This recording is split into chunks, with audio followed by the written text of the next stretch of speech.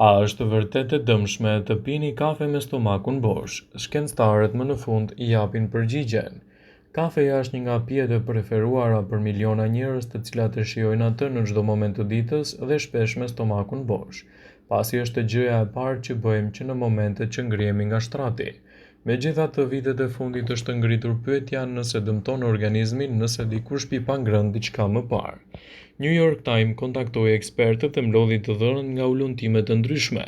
Sipas botimeve amerikane, studiuesit kanë ulëntuar përfitimet dhe dëmet e konsumit të kafes që nga vitet 1970 dhe sipas Kim Berard, profesor I fiziologjisë dhe biologjisë në Universitetin e Kalifornisë, tregoi se stomaku mund të përballojë shumëllëshmërinë e irrituesve duke përfshirë edhe kafeinën, por ajo është e vërtetë se konsumi I saj në një sasi të madhe mund të shkaktojë irritime të stomakut dhe në disa raste mund të nxjisë edhe më shumë nevojën për të shkuar në tualet.